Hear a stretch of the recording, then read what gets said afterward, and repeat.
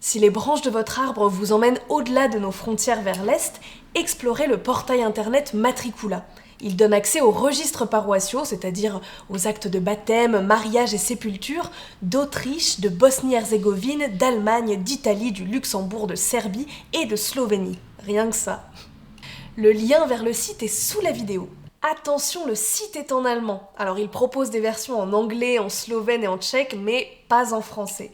Alors si vous ne parlez pas ces langues, vous devrez passer par la traduction automatique en français de Google en haut à droite de votre écran.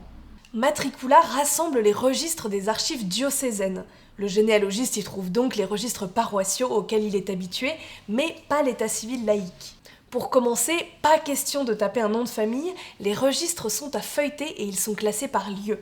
Alors pour trouver ceux qui vous intéressent, il faut déterminer de quel évêché dépendaient les villes et les villages où vivaient vos ancêtres. Pour ça, 2 solutions proposées par le site. Un accès cartographique et un accès par nom de lieu. Sachant que l'Allemagne, l'Autriche, le Luxembourg et la Slovénie ont de nombreux registres sur Internet, mais que les mises en ligne commencent à peine sur la Pologne, la Serbie et l'Italie. Quel que soit le pays qui vous intéresse, revenez régulièrement sur le site voir les ajouts. Cliquez sur Carte dans le menu du haut. Une carte générale vous indique le nombre de registres conservés par secteur. Zoomez jusqu'à arriver au niveau des villages épinglés.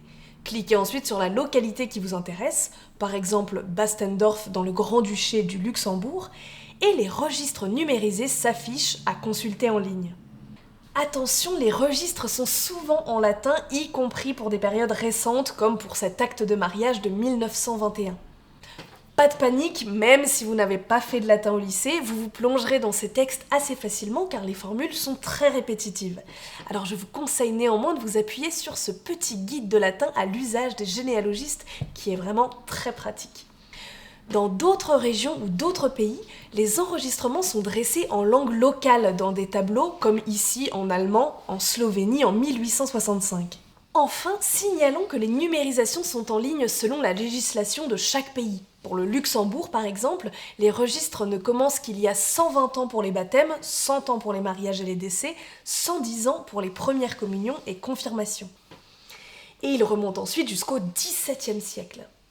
L'approche par les cartes géographiques ne vous conviendra pas si vous ne savez pas situer le village de vos ancêtres à l'intérieur du pays. Dans ce cas, cliquez sur « Rechercher des lieux » et tapez le lieu voulu ou cherchez par diocèse. Cliquez sur un diocèse, Augsbourg par exemple, et la liste des localités qui en dépendent s'affiche. Cliquez alors sur la ville désirée et les registres disponibles en ligne sont listés. Attention, si vous ne lisez ni l'allemand ni l'anglais, la traduction automatique de Google peut vous jouer quelques tours à cette étape. D'abord parce que Google ne traduit pas tout. Sterbefälle, qui veut dire décès, est laissé tel quel par exemple. Ensuite parce que certaines traductions sont désastreuses. Le registre des sponsus, qui veut dire fiancé en latin, est traduit par registre des sponsors. Pas la même chose. Mais bon, il faut bien quelques petits écueils pour pimenter la recherche. Et puis dites-vous que Matricula vous évite beaucoup de déplacements et beaucoup de dépenses puisque le portail est gratuit.